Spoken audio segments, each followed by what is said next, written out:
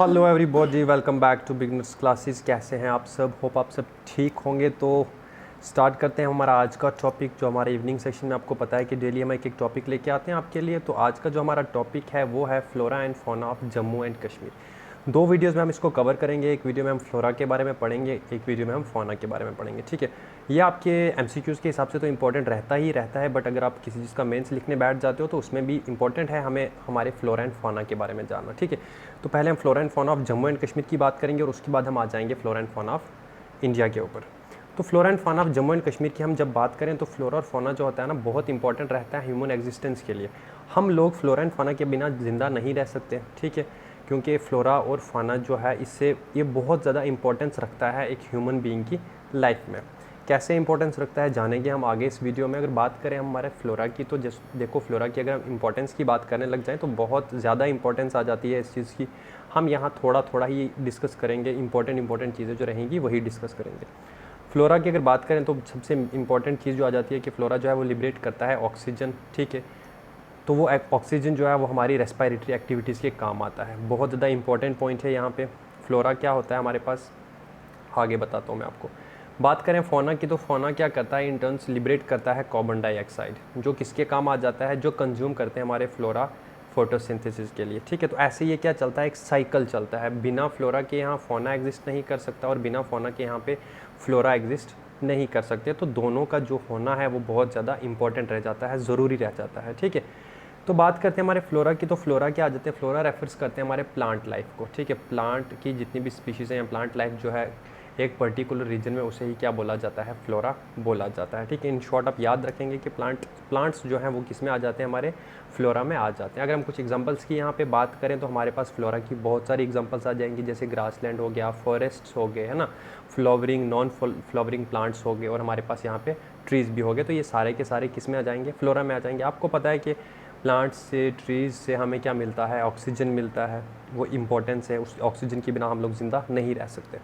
उसके अलावा अगर बात करें तो इनकी मेडिसिनल इंपॉर्टेंस भी बहुत ज़्यादा रह जाती हैं। बहुत ज़्यादा मेडिसिनल प्लांट्स हैं जिनसे हमें क्या मिलता है, मेडिसिन मिलता है। फायर फ्यूल के काम आ जाते हैं हमारे पास हमारे फ्लोरा। ठीक है, इनसे हम आग जला सकते हैं, और फ्यूल हमारे कितने काम आता है वो आप सब लोग जानते हैं। तो बहुत ज़्यादा इंपॉर्टेंस रहती है हमारी ह्यूमन बीइंग की लाइफ में किस चीज़ की, हमारे फ्लोरा की। अगर हम फौना की बात करें तो फौना यहाँ पे आगे हमारे animal species.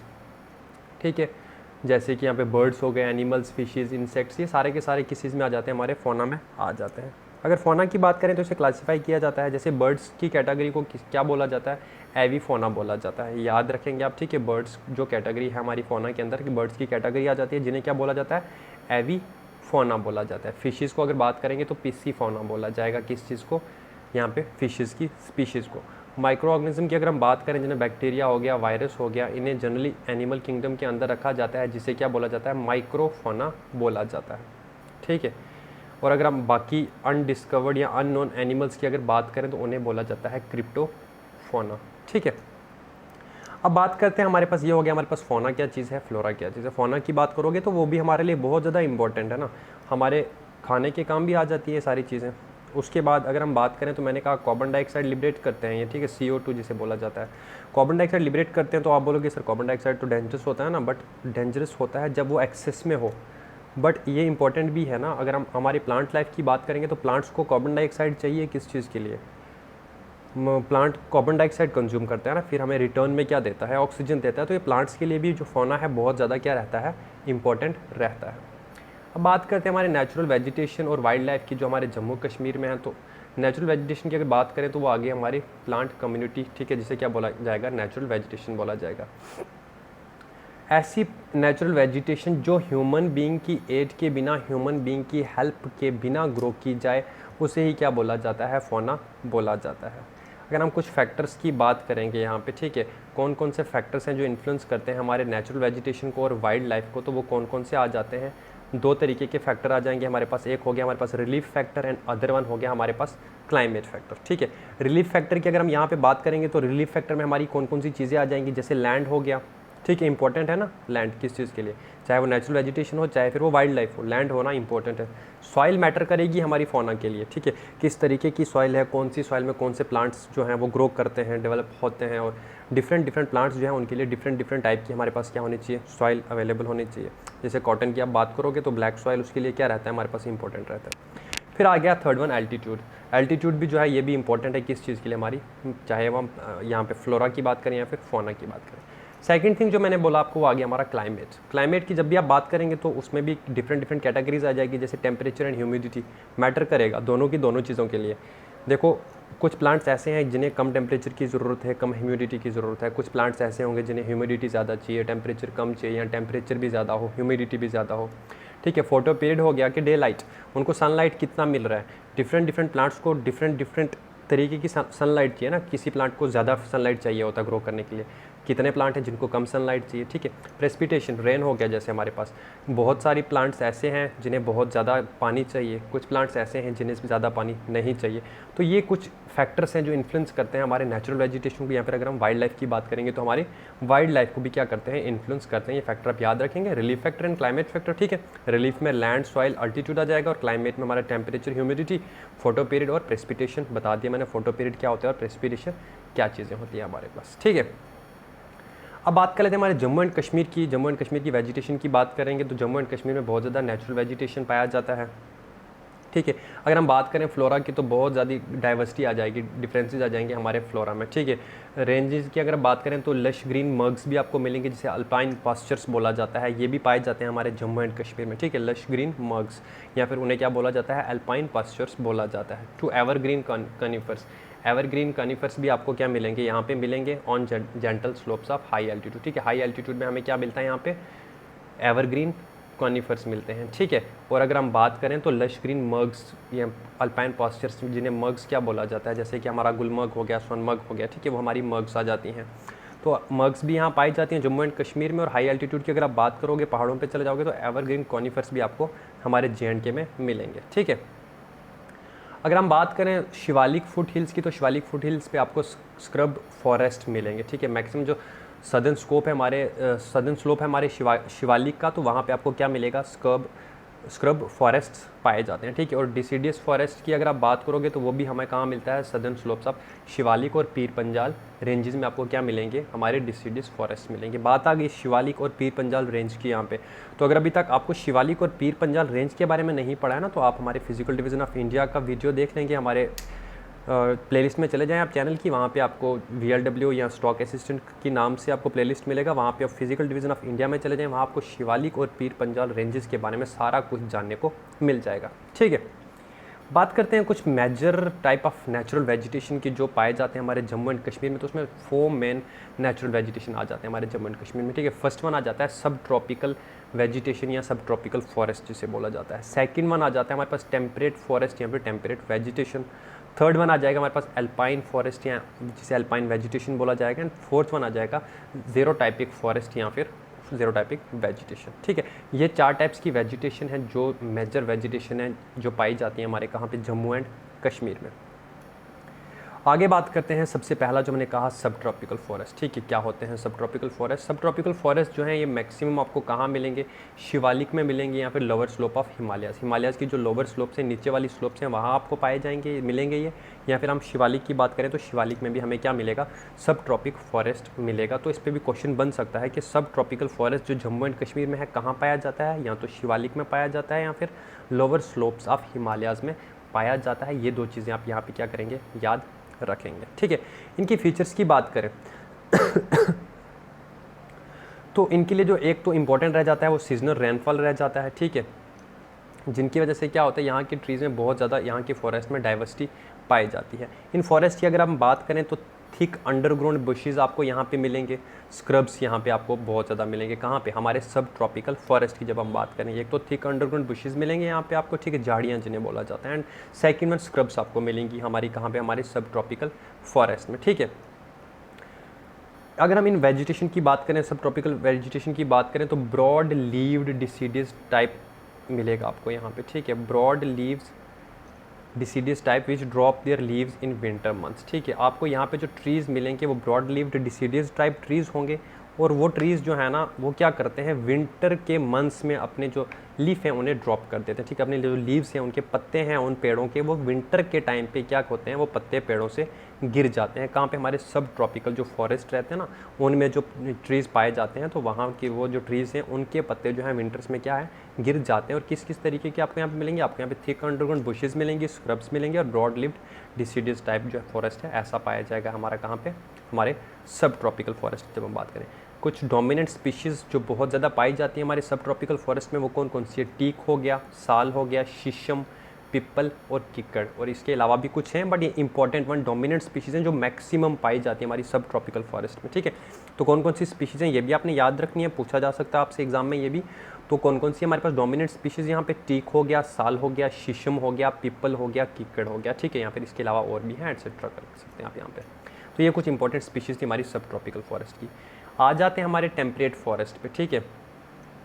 Moving northward as the latitude and altitude increases the place of subtropical forest is taken by the temperate forest, ठीक है। अब जब हम नॉर्थवर्ड मूव करना स्टार्ट कर देंगे, ठीक है, पहले हमने हिमालयाज़ की शिवालिक की बात की है ना, शिवालिक नीचे आ जाएगा, फिर हिमालयाज़ के लोअर स्लोप की हम बात करें, फिर जब जितना जितना नॉर्थवर्ड हम ऊपर चलते जाएंगे, एल्टीट्यूड जितना जितना क्या होता जाएगा, इंक्रीज़ होता जाएगा, तो जो सब ट्रॉपिकल फॉरेस्ट है ना वो किस में चेंज हो जाएंगे, हमारे टेम्परेट फॉरेस्ट में। मतलब ऊपर जितना जितना ऊपर बढ़ते जाओगे, हमारे कौन से फॉरेस्ट आते जाएंगे, हमारे टेम्परेट फॉरेस्ट आते जाएंगे, ठीक है।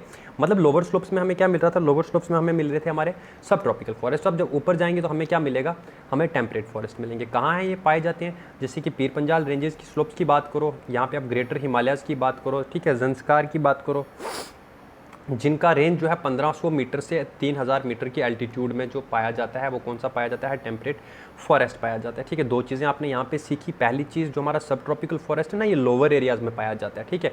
जब आप नॉर्थवर्ड मूव करोगे, नॉर्थवर्ड आपको पता है इंडिया का नॉर्थ ऊपर की तरफ, जितना आप ऊपर ऊपर जाते जाओगे एल्टीट्यूड इंक्रीज़ होगा, 1500 से 3000 का एल्टीट्यूड जो है उसमें जो आपको डोमिनेट फॉरेस्ट मिलेगा वो कौन सा रहेगा, हमारा टेम्परेट फॉरेस्ट रहेगा। जैसे कि पीर पंजाल रेंज हो गई हमारी, ग्रेटर हिमालयाज़ हो गया, ज़ंस्कार रेंज हो गया, ठीक है।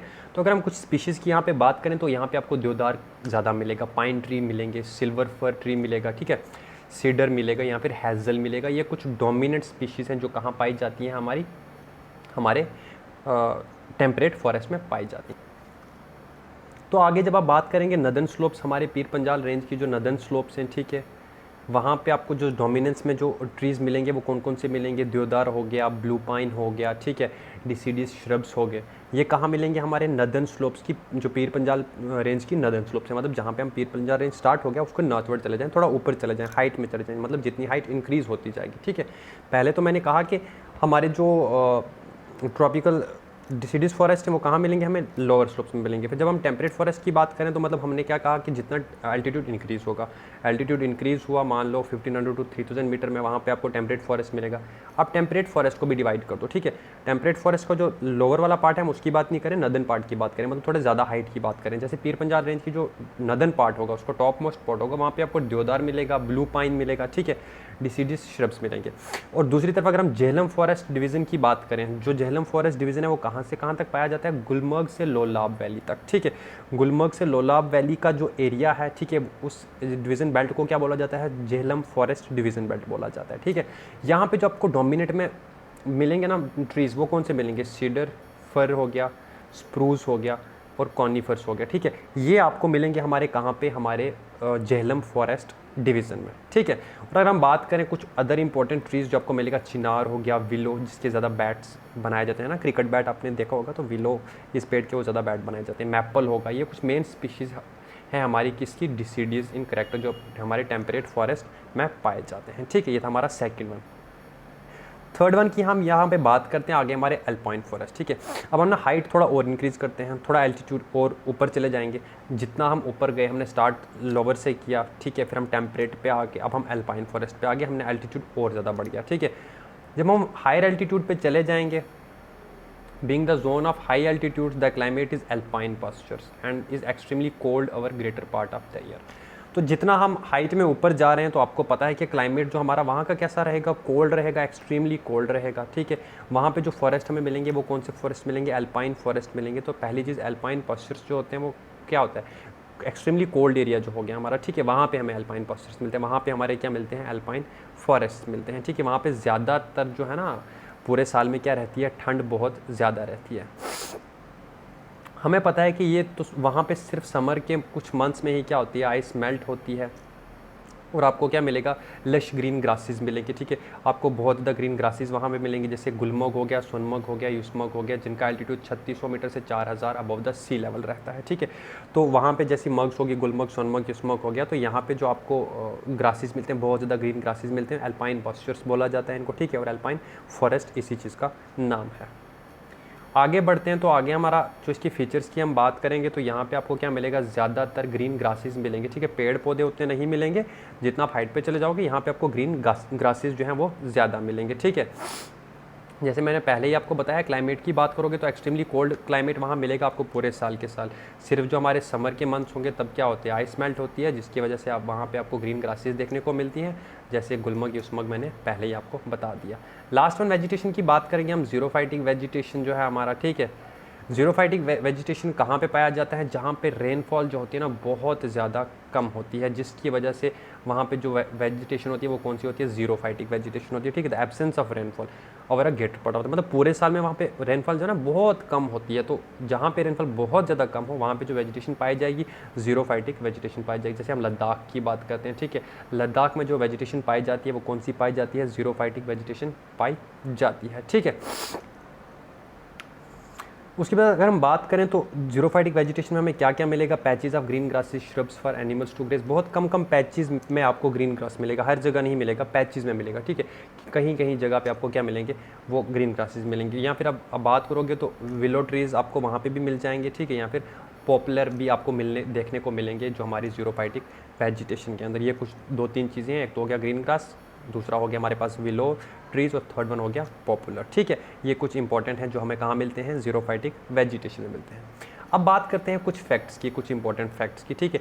अगर हम फैक्ट्स की बात करें तो हमारे जम्मू एंड कश्मीर में जो लार्जेस्ट एरिया अंडर फॉरेस्ट आ जाता है वो कौन सा है, वो डोडा डिस्ट्रिक्ट का जो एरिया है ना वो है हमारा ज़्यादातर फॉरेस्ट के अंडर कवर है, ठीक है। इस पर क्वेश्चन पूछा जाता है, लार्जेस्ट फॉरेस्ट एरिया हमारा, लार्जेस्ट फॉरेस्ट कवर कौन सा डिस्ट्रिक्ट में है, वो तो बहुत जाता है हमारा डोडा डिस्ट्रिक्ट में। तो अगर हम बात करें डोडा डिस्ट्रिक्ट की तो लगभग 3819 स्क्वायर किलोमीटर का एरिया जो है वो फॉरेस्ट कवर के अंडर है, ठीक है। और अगर हम लीस्ट की बात करें जे&के और लद्दाख को मिला के तो करगिल का जो एरिया है ना वो है सबसे लीस्ट एरिया, ठीक है, अंडर फॉरेस्ट, कितना, ओनली 46 स्क्वायर किलोमीटर, ठीक है। और लद्दाख आपको, करगिल आपको पता है वो यूनियन टेरिटरी ऑफ लद्दाख के अंडर आता है। अब कुछ इंपॉर्टेंट फ्लोरा की अगर हम बात कर लें जम्मू एंड कश्मीर की तो पहला आ गया हमारे पास चिनार ट्री, आपको पता है बहुत फेमस है चिनार ट्री। लगभग 25 मीटर तक इसकी क्या रहती है, हाइट रहती है, इतना लंबे ये ग्रो कर जाते हैं, ठीक है। इन्हें लोकली क्या बोला जाता है, बोन्स बोला जाता है। इंपॉर्टेंट वन है, ये याद रखेंगे आप। चिनार ट्री का अदर नेम हमारे पास क्या आ जाता है, बोन्स आ जाता है, ठीक है। It is a king of trees in Kashmir, इसे किंग ऑफ ट्रीज़ भी बोला जाता है, ठीक है। इसका जो फ्यूल है ना उसकी कैलोरीफिक वैल्यू जो है बहुत ज़्यादा है, मतलब इसका जो फ्यूल है ना उसकी हीट जो है वो बहुत ज़्यादा रहती है। और अगर हम चिनार ट्री की बात करें तो नसीम बाग जो हमारे श्रीनगर डिस्ट्रिक्ट में है वो है फेमस किस चीज़ के लिए, हमारे चिनार ट्री के लिए। तो ये कुछ 4-5 चीज़ें आप चिनार ट्री के बारे में ज़रूर याद रखेंगे, इस पर भी क्वेश्चन बन सकता है। नेक्स्ट की बात करते हैं हमारा, हाँ, इसका साइंटिफिक नेम जो आ जाता है हमारे पास चिनार ट्री का वो आ जाता है प्लांटेनस ओरिएंटैलिस, ठीक है। प्लांटेनस ओरिएंटैलिस जो है इसका साइंटिफिक नेम है और ये क्या है, डिसीडियस ट्री है। सेकेंड वन की बात करें पाइन ट्री की तो ये हमें मिलेगा पीर पंजाल रेंज में, ठीक है। पाइन ट्री जो ज़्यादातर ग्रो करता है वो कहाँ, जहाँ पे फुल सन आपको मिले और पोर सॉइल मिले, मतलब जो सॉइल है उसकी जो न्यूट्रिएंट्स उसके अंदर कम है और जो सन है वो आपको वहाँ पे हर टाइम देखने को मिलेगा, ठीक है। तो हीट उसको ज़्यादा चाहिए होती है ग्रो करने के लिए हमारे पाइन ट्रीज़ को। अगर हम रिसेंट ईयर्स की बात करें तो पाइन ट्री जो है बहुत पॉपुलर है, क्योंकि ये यूज़ हो रहा है किस चीज़ के, ऑर्नामेंट्स बनाने के काम इसको यूज़ कर रहे हैं। कौन से, हमारे जो कश्मीर के लोग हैं वो ज़्यादातर पाइन ट्री का यूज़ कर रहे हैं कुछ ऑर्नामेंट्स बनाने के लिए, तो इसलिए जो पाइन ट्री है वो ज़्यादातर क्या रहता है, पॉपुलर रहता है। थर्ड वन की बात करेंगे सिल्वर फर की। यहाँ पे हमारे पास सिल्वर फर की हाइट बहुत ज़्यादा रहती है, लगभग 60 मीटर तक इनकी क्या रह जाती है, हाइट रह जाती है। और इसकी साइंटिफिक नेम की बात करोगे तो एबस वेबियाना, ठीक है। एबस वेबियाना इसका क्या आ जाता है, हमारे पास साइंटिफिक नेम आ जाता है हमारे पास किस चीज़ का, सिल्वर फर का। बहुत टॉल ट्री रहते हैं और एवरग्रीन ट्रीज़ हैं ये, और इनकी ब्रांचेस बहुत ज़्यादा स्ट्रॉन्ग रहती हैं। एवरग्रीन से यहाँ पे मतलब है कि पूरे के पूरे साल क्या रहते हैं, इनके ऊपर हमारे पास लीव्स रहते हैं और ग्रीन लीव्स रहते हैं, ठीक है। Its leaves are use to treat mild headache. इसके लीव्स जो है ना वो भी काम आ जाते हैं माइल्ड हेडेक को ठीक करने के लिए, या फिर अगर मेंटल स्ट्रेस है उससे रिलीफ भी हमें दिलाते हैं। इसके जो हमारे पास क्या आ जाते हैं, लीव्स आ जाते हैं। ठीक है, नेक्स्ट की बात करते हैं हमारे पास फोर्थ वन की, वो आ जाते हैं हमारे पास देवदार ट्री। देवदार ट्री जो है इसका साइंटिफिक नेम जो हमारे पास रहता है वो रहता है सीड्रस देवदारा। ठीक है, देवदारा से आप याद रखेंगे, देवदार ट्री का साइंटिफिक नेम सीड्रस देवदारा। ये भी क्या है, लार्ज एवरग्रीन ट्रीज हैं ये भी, और लार्ज भी, बहुत ज़्यादा हाइट भी इनकी रहती है, 40 to 50 मीटर इनकी क्या रहती है, हाइट रहती है। और इनके जो लीव्स होते हैं ना वो नीडल लाइक होते हैं, मोस्टली 2.5 to 5 सेंटीमीटर इसके क्या रहते हैं, लीव्स रहते हैं, और नीडल टाइप रहते हैं, मतलब आगे से पतले होते हैं बहुत नीडल की तरह। Its wood is in great demand as building material because of its durability, rot resistance, character and fine. इसकी जो वुड रहती है ना उसकी बहुत ज़्यादा डिमांड रहती है और बहुत ज़्यादा वो काम आते हैं हमारे बिल्डिंग मटेरियल में। ठीक है, क्यों रहते हैं, क्योंकि वो बहुत ही ड्यूरेबल होते हैं, रॉट रेजिस्टेंस होते हैं, और उनका करेक्टर जो होता है वो बहुत अच्छा रहता है। ठीक है, करेक्टर इन द सेंस कि वो ज़्यादा जल्दी वो जो वुड है वो ख़राब नहीं रहती है। ठीक है, इसलिए जो इनकी डिमांड है वो ज़्यादा रहती है हमारी बिल्डिंग मटेरियल में। किस चीज़ की, देवदार ट्री की। जैसे आपको पता होगा घर में हम लोग दरवाजे लगाते हैं, खिड़कियाँ लगाते हैं, तो मैक्सिमम टाइम जो लोग यूज़ करते हैं ना वो वुड वहाँ पे देवदार ट्री की ही वुड क्या करते हैं, यूज़ करते हैं। ठीक है, और ये बहुत ज़्यादा आइडियल है हमारे हाउस बोट की कंस्ट्रक्शन के लिए भी। श्रीनगर में जो हाउस बोट्स आपको डल लेक में देखने को मिलेंगी, वहाँ पे जो हाउस बोट है ना वो भी ज़्यादातर जो बनी होती है किस ट्री की बनी होती है, हमारे पास देवदार ट्री की ही बनी होती है। तो ये थे हमारे flora of Jammu and Kashmir. अब नेक्स्ट टॉपिक जो नेक्स्ट वीडियो में हम डिस्कस करेंगे वो डिस्कस करेंगे हम fauna of Jammu and Kashmir detail में। ठीक है, तो अगर आपको ये वीडियो पसंद आए इसे लाइक करें, शेयर करें, और बिगिनर क्लासेस को अगर अभी तक आपने सब्सक्राइब नहीं किया सब्सक्राइब कर लें, और इस वीडियो को ना अपने फ्रेंड्स के साथ ज़रूर आप लोग शेयर करेंगे। और साथ में हमारा टेलीग्राम चैनल आप लोग ज्वाइन कर लें, अभी तक आपने ज्वाइन नहीं किया, वहाँ पे आपको ये सारे के सारे नोट्स मिलेंगे। तो हमारी डिस्क्रिप्शन बॉक्स में आपको बिगनर क्लासेस का टेलीग्राम चैनल का लिंक मिल जाएगा, वहाँ जाएं और टेलीग्राम चैनल भी हमारा ज्वाइन कर लें। तो मिलते हैं जल्दी हम आपको सुबह के करंट अफेयर सेशन में। आपको हमारा करंट अफेयर सेशन भी बहुत अच्छा लगता होगा, तो हमारे करंट अफेयर सेशन को भी आप ज़्यादा से ज़्यादा शेयर करने की कोशिश किया करें। Thank you so much.